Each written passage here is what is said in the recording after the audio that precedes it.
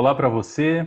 Hoje aqui conosco o cineasta, produtor e criador Max Caligari.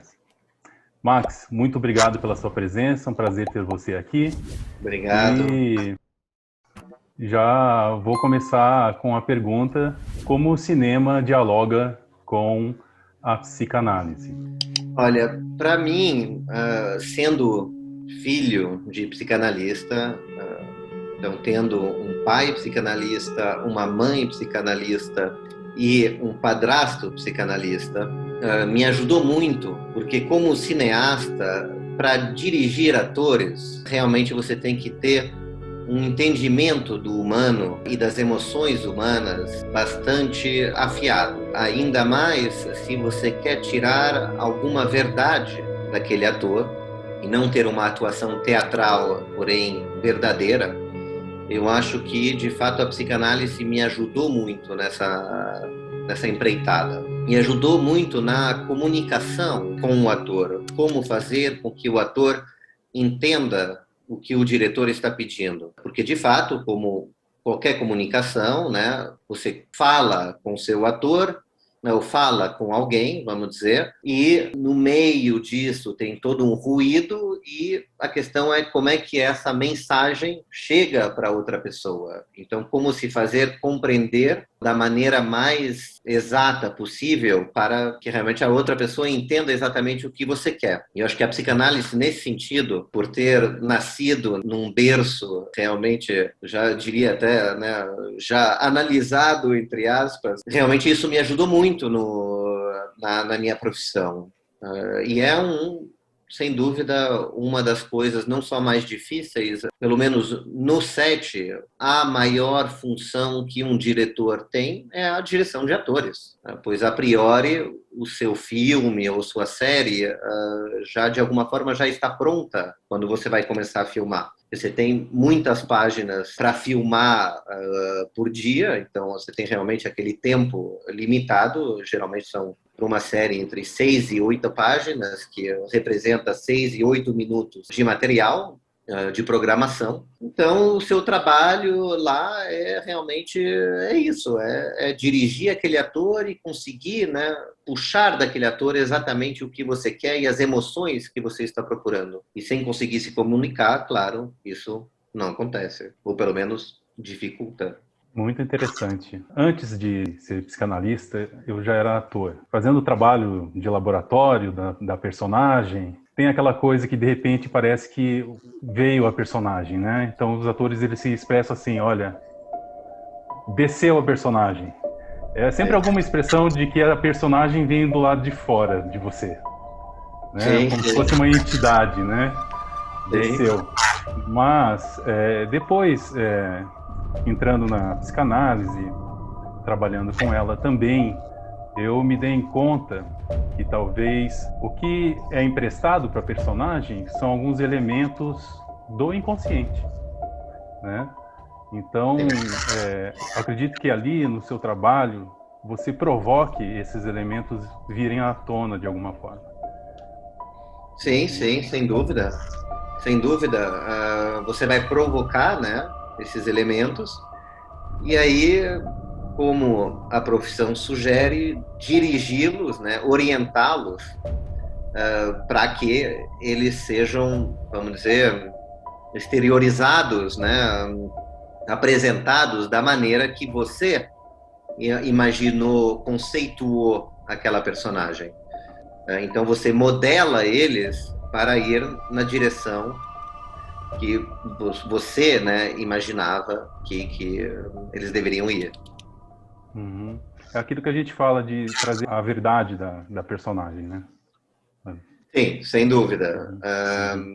Isso é bastante difícil, ainda mais, eu diria, no Brasil, por ter uma influência tão grande da novela, que é uma atuação muito mais teatral. Então, eu sou muito mais adepto do Chekhov, por exemplo, que justamente reprime, de alguma forma, as emoções, ou pelo menos em grande parte a movimentação corporal, para realmente puxar essa emoção através do olhar e do rosto mais do ator do que realmente da movimentação corporal. Então, é um trabalho de desconstrução, muitas vezes, para reconstruir. Porque não tem como, né? Cada um, né? Cada país tem uma cultura audiovisual que você não vai conseguir tirar tão facilmente da pessoa. Então, se a cultura, no caso, no Brasil, a cultura audiovisual é a novela, e se você quer uma atuação verdadeira ou realista, muitas vezes eu tive que desconstruir para reconstruir. E isso realmente foi virando uma coisa cada vez mais verdadeira, vamos dizer. Eu me dei conta disso ao longo do processo, porque muitas vezes os melhores atores com quem eu trabalhei nunca tinham feito nada. Eles não vinham construídos, né? Exatamente. Eu não tinha que desconstruir para construir de novo. Era só construir. Então facilitou muito o processo nesse sentido. Que é o caso, aliás, né, da Gabriela Toloi, por exemplo, que fez a personagem, né, da menina que quer passar por um suicídio assistido. Quase nunca tinha atuado, e ainda menos numa produção tão grande. Aproveitando que você falou sobre isso, né, Max? Como que foi, assim, gravar sobre algo que é tão polêmico, né, assim, na sociedade em geral? Um tanto quanto desafiador levar isso para as telas, né? Como é que foi, assim? Você pode trazer um pouco mais para a gente sobre esses bastidores, sobre roteiro, como é que foi tudo isso? Olha, bom, você tem, claro, né, no início de cada roteiro, você tem um trabalho de pesquisa, então, sobre ler a respeito, ler sobre as associações, né, que se ocupam do suicídio assistido, como o Dignitas, por exemplo, e quais países autorizam isso. O importante foi separar o que é a eutanásia e o suicídio assistido, então entender quais são as diferenças. E sim, é um tema tabu, ainda mais no maior país cristão do mundo, sem dúvida. Porém, tanto para mim quanto para o meu pai, desde o início, a gente sabia que a gente, claro, ia cutucar, né, dar uma cutucada, vamos dizer, na cultura, a gente poderia até dizer na cultura ocidental. Desde o início, realmente, a gente acreditava que era o direito de cada um, pois cada um tem o direito de falar a alguma hora, né, não quero mais viver, ou está difícil demais para eu viver, então eu quero que isso acabe. Até onde vale a pena viver uma vida? Isso cada um, né, deveria ter o direito de escolher isso. Por exemplo, se você procurar no Google, se você procurar citações sobre a coragem, é vendida como, vamos dizer, uma das coisas mais nobres, né, da natureza humana. Então, essa vontade de sobreviver a qualquer custo seria uma nobreza da natureza humana. E eu diria o contrário, eu diria que isso é uma grande trivialidade. Eu acho que uma pessoa que decide acabar com sua vida porque ela não vale mais a pena de ser vivida, é tão corajoso quanto.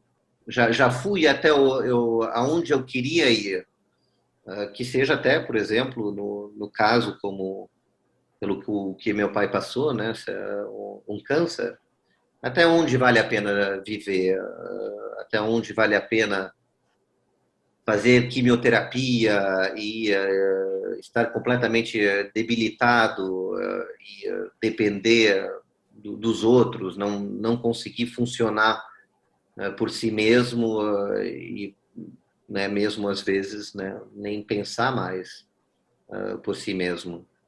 Esse tema foi tratado nos 2 primeiros episódios da 3ª temporada, não é isso? Isso mesmo.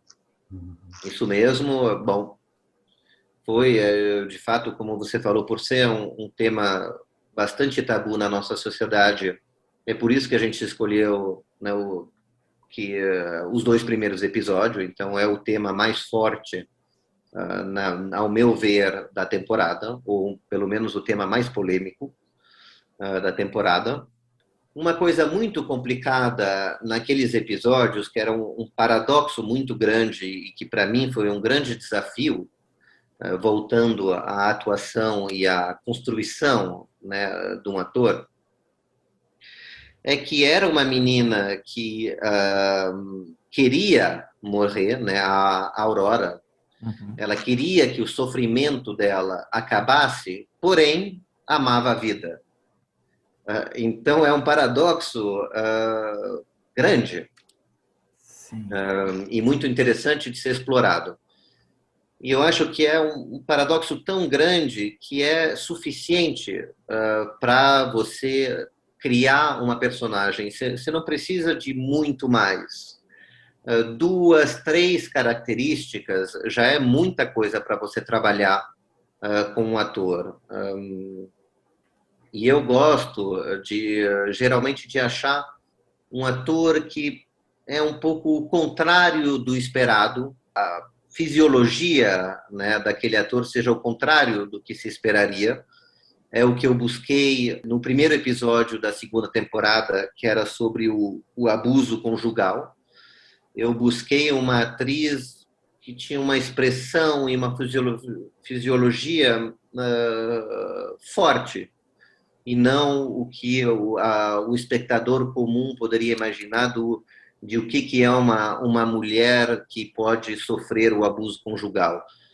Não que tenha necessariamente o estereótipo disso, mas em nossas mentes, né, ou na mente do espectador comum, ele poderia imaginar que é uma mulher mais fragilizada, com um físico, né, uma mulher menos forte, vamos dizer, assim, ou com um físico que seria isso, uma pessoa mais frágil, vamos dizer. Eu acho que é a melhor palavra para colocá-lo, e isso lhe dá a possibilidade, né, se você escolher uma pessoa que é oposta, né, ao que se imaginaria, com um físico oposto ao que se imaginaria, lhe dá a possibilidade, como diretor, de justamente trabalhar a outra faceta da personagem e então focar naquela faceta e, no final das contas, conseguir ter um conjunto que acaba sendo mais interessante, né? Porque temos todos várias facetas, 2 camadas em vez de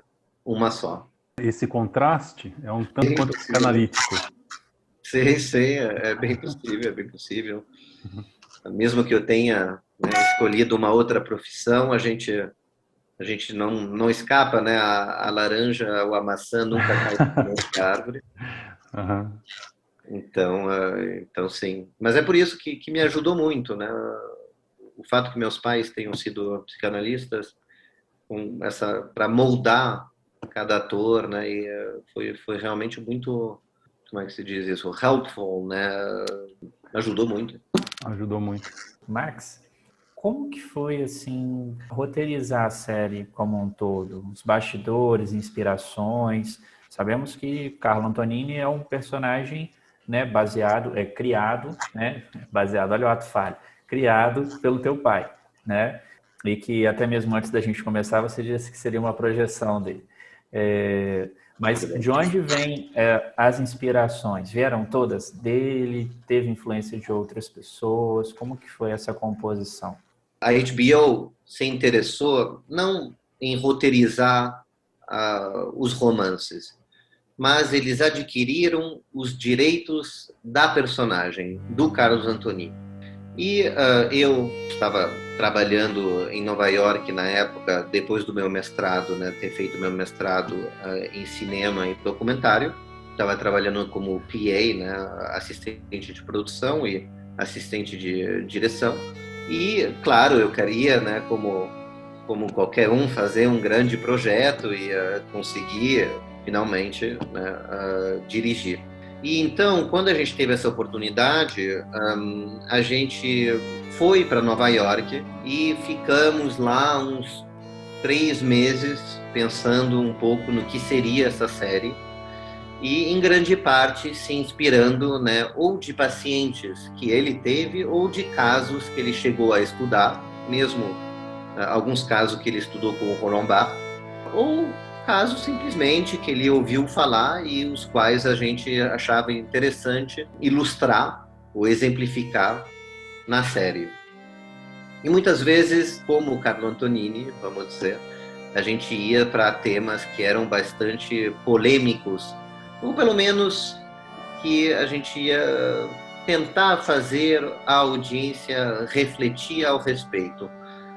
Nunca, né, tentando realmente evitar dar uma opinião a respeito da patologia ou do tema que a gente ia abordar, mas deixar o espectador chegar às suas próprias conclusões em cima da história que a gente ia contar ou da patologia que a gente ia abordar. Que eu acho, pessoalmente, muito mais interessante do que apresentar uma doutrina. Né? Apresenta um tema e deixa a pessoa refletir a respeito. E é isso. Se você conseguir fazer um progressista refletir sobre uma coisa sobre a qual ele a priori não concordaria, ou um conservador refletir sobre um tema mais progressista, eu acho que você já ganhou bastante, né? Já é um grande achievement, um grande sucesso. Maravilha. Max, café coado ou café expresso? Olha, eu não seria o filho do meu pai e ele me odiaria se eu não falasse expresso sempre. Não seria o filho dele, assim, ele realmente me tiraria da herança, né, se jamais eu falasse café coado. Tinha, aliás, uma coisa engraçada, né, só para adicionar, é que era obrigatório no set ter a maquininha de expresso para ele. Tinha que ser trazido a maquininha de expresso. Não tinha aquele café coado horroroso, né, de um set de filmagem. Era fora de questão. Era a única coisa que ele pedia. Não tinha outros frufrus, assim, nem nada. Mas aquela máquina de expresso da Nespresso tinha que ter. Legal, legal. Muito bom, Max. Legal conhecer um pouco assim, né, desse outro lado. Não sei como que ficou isso, até onde ele já tinha escrito ou passado alguma coisa para vocês, mas como que fica o destino da série hoje, assim? Olha, a ideia que a gente tinha com a HBO era fazer, vamos dizer, um pequeno wrap-up, assim, então fazer uma quinta temporada de 4 episódios simplesmente para acabar, né, a série e dar um ponto final à série. Por mais quanto seja uma série de episódios, né, então cada episódio, cada 2 episódios, isso acabou mudando ao longo das temporadas, mas sobre cada um tem o seu tema. É verdade que foram 8, 9 anos de trabalho entre roteiros, filmagens, edição, pós e tudo mais. Então, é verdade que está de bom tamanho ao mesmo tempo. Tem uma hora que, sim, é uma série procedural, mas como toda série, né, tem uma hora que você quer explorar outras coisas. Então, a gente começou a desenvolver outros projetos. E, bom, antes, claro, ele acabou, né, falecendo. Então, a gente nunca conseguiu realmente escrever essa última temporada, essa última homenagem, né, à sua criatura e, de alguma forma, a ele mesmo. Mas o trabalho que foi feito até hoje foi incrível, né? Foi muito bom. Inclusive, para quem não assistiu ainda a série, né? Pelo HBO, pelo aplicativo, é um serviço de streaming da HBO, né? E, Max, a gente só tem que te agradecer pela sua humildade de ter aceitado o convite. Nosso canal é um canal muito pequeno perto da grandeza que o seu trabalho e o trabalho do seu pai representam para a gente. Eu estou até me emocionado de falar isso aqui. Foi um prazer. Não, realmente foi um prazer. Eu gosto muito, né? Uma série que é muito cara para mim, na qual eu mesmo aprendi muito. E não vou dizer como ser humano, mas como pessoa, o fato de abordar todos esses temas, ainda mais com meu pai, foi, foi uma experiência que abriu muito a minha cabeça. Não, eu só tenho também a agradecer, Max, a você ter dado um pouco aí do seu tempo para nós. Olha, como é que eu vou falar? Vou só falar. O seu pai foi muito importante na minha trajetória como psicanalista. Parece que as cartas que ele escreveu validaram algo que eu percebi em mim, mas que não tinha nome ainda. Parece que lendo as cartas, isso foi validado em mim, isso, entende? Compreendido, e me tirou muito daquela coisa muito engessada também do psicanalista, me deixou mais livre e atuante. Então, quero agradecer isso também. Muito obrigado, muito obrigado. Mesmo que o crédito, agradeço, mas o crédito é dele, né? Claro, mas tudo bem. mas a gente sempre acaba sendo um pouco dos nossos pais, né? E eu acho que aqui nós três compartilhamos de uma mesma coisa, que nós três já perdemos os nossos, né? Mas eles continuam aqui, né? Então... Sim. Né? For better or for worse, sem dúvida, que a gente tente escapar ou não, né? Sim. Sempre seremos, né? Aliás, eu acho que mais a gente tenta escapar, mais parecidos a gente acaba sendo. Sim. E você é bem parecido com ele, Max. Até o seu jeito de falar também. Tudo. Sim, tem. Mas, assim, é muito impressionante. De fato, eu reencontrei, né, claro, fuçando. Você acaba fuçando depois da morte de um pai ou de uma mãe. Você é obrigado, né, de alguma forma, a fuçar nas gavetas e armários, etc. E você acaba encontrando fotos dele jovem que, de fato, né, somos bastante parecidos. De novo, pro melhor ou pior. Legal. Max, obrigado, tá bom? Muito obrigado. Obrigado pelo convite. Boa noite. Obrigado. Boa noite, Obrigado pelo café expresso. Tchau, abraço. O protagonista, né, da série, já de alguma forma, já era uma projeção do meu pai quando ele estava escrevendo, quando ele escreveu os dois romances dele, né? Uhum. Da onde justamente surgiu A Dama de Vermelho, né? E o outro, né? Exatamente. Na verdade, é realmente o que despertou, vamos dizer, o interesse da HBO foi a Mulher de Vermelho e Branco. Isso. Então, onde, né, o protagonista era o Carlo Antonini, que, como eu estava dizendo, é uma projeção, né, de alguma forma, do meu pai. E é isso, e a gente escolheu, né, no caso, quando a gente começou a série, o ator um pouco baseado nisso. Ele tem uma personalidade muito parecida com meu pai, né? Uma pessoa que nada impressiona muito, né? Seja lá qual for a patologia, né? Tudo é normal, banal e comum, assim, somos todos loucos, né? De alguma forma, todos temos a nossa patologia e assim é a vida e assim é cada um. E no final das contas, né, isso faz parte da vida, independentemente dessa patologia. Mesmo um episódio que confirma isso, eu diria que é o mais onde fica mais claro, é o episódio sobre a pedofilia. Sim.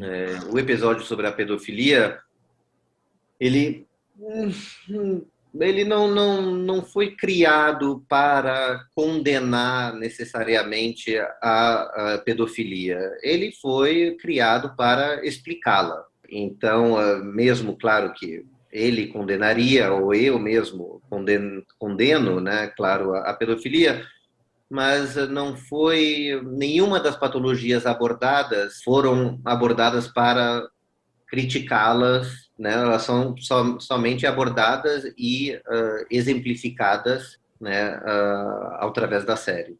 Então, o Emílio vestiu muito bem esse papel, né? Realmente nada o incomoda, ele só está interessado realmente em casos muito específicos e curiosos.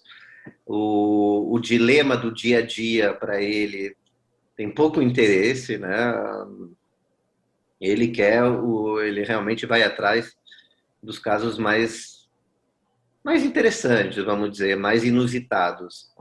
Aqueles casos recheados de trivialidades, ele encaminhava com frequência para Cláudio Hanna, né? Exatamente. Assim que era trivial, jogava para a Cláudia, né, a Valentina, Isso. e aí ela que cuidava, né, das coisas mais triviais e comuns.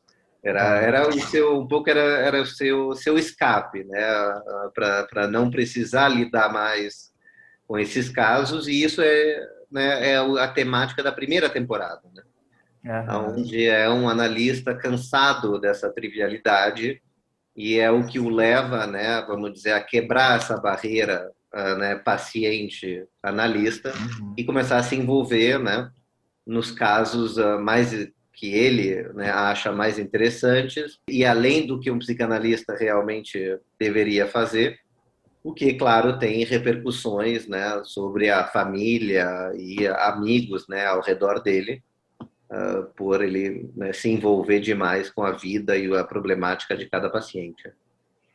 Sim.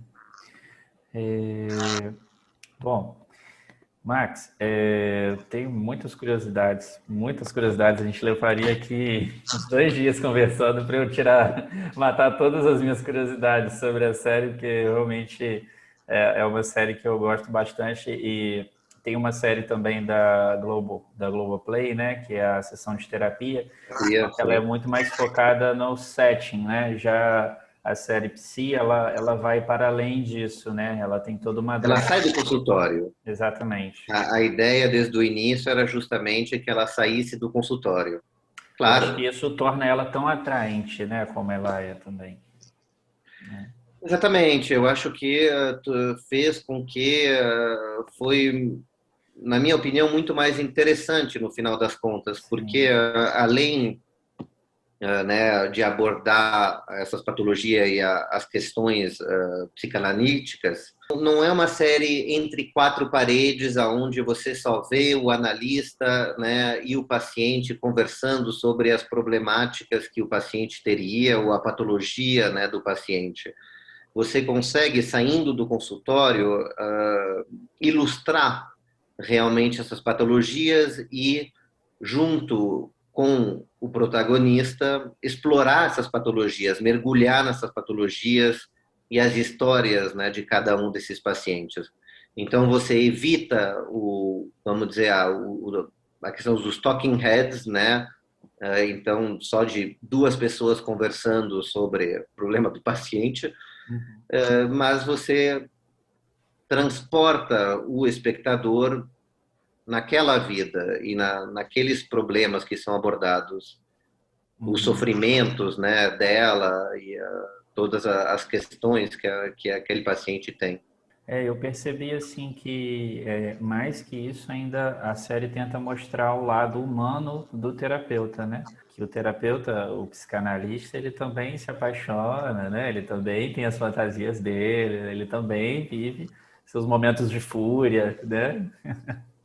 Sem dúvida, sem dúvida. Isso faz parte, né, da proposta, porém, vamos dizer a verdade, é que o Carlo Antonini é bastante imune, né, a qualquer emoção. Assim, não, tem Sim. pouca coisa durante a série que o comove, que pelo menos realmente demonstre diria até uma humanidade, né, de alguma forma. Claro, ele se comove para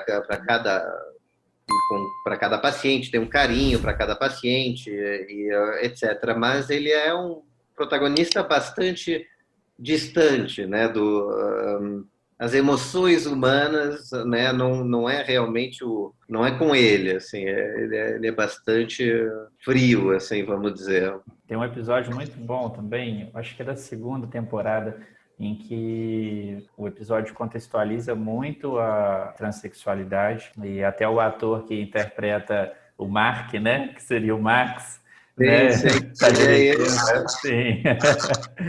Tem toda aquela temática, né? O episódio é fantástico e ele termina com uma cena muito forte, né? Que é a cena de um irmão matando o outro, né? Sim, E quando o pai, que era um sírio, né? Se eu não me engano, ele conta aquilo ali pro Carlo, né? O Carlo entende que ele de fato presenciou tudo, não fez nada, né? E ele avança em direção querendo agredir o pai, né? Aquela cena é sim. bem forte também, né? Bem marcante, mostra esse lado dele, né? Também. Sim, sim, ele, sem dúvida, né? Ele tem lado humano, porém sempre, né? Ele sempre tem um recuo, né? Vamos dizer, diante da situação. Ele é uma personagem extremamente controlada. O Felipe, ele acumula funções, né? O Felipe, ele além de psicanalista, ele também é o nosso editor e também é ator, né? Sim, sim. É, Mas a gente já se conheceu, né, Felipe? Eu acho que sim, eu só não consigo lembrar onde. Eu também não lembro, mas a gente se conheceu. Bom, a gente deve ter se cruzado, não sei, pode ser palestras dele, pode ser até, quem sabe, no meio audiovisual. Eu acho que foi no meio audiovisual. É Eu não possível, é possível. consigo lembrar onde. Eu fiz um filme com o Bigode. Aham, Com aham. Sim, sim. Então, e aí tem outras coisas também, mas eu acredito que não. No teatro eu acho difícil, eu fiz mais teatro. Eu tenho essa impressão que a gente, em algum lugar, a gente se cruzou. que legal. Mas tudo bem, então. É, Vamos lá, vamos lá. vamos lá. Acho que todos nós estamos ligados também de alguma forma, né? Assim, pela psicanálise, né? Através do seu pai, né? Que sempre fui muito fã, né? Do trabalho do seu pai desde que comecei a estudar psicanálise e sempre que posso, né? Dou aula, a gente tem grupos de estudo, sempre estou voltando em alguma obra do teu pai, né? Cartas a um Jovem Terapeuta é quase a minha Bíblia, né? Assim, é sempre Aham, um aham. livro que eu gosto de ler nos cursos e tudo. Ligado é pouco, Luísa. Minha mãe, meu padrasto, meu pai são psicanalistas. A primeira madrasta e a única que eu tive também era psicanalista. Minha namorada estuda psicologia. Assim, é mais do que uma ligação. Graças a Deus, né, escapei, encontrei outra profissão. Legal, legal. Tá bem cercado mesmo, né, Max? Bem cercado, não sei, mas é isso.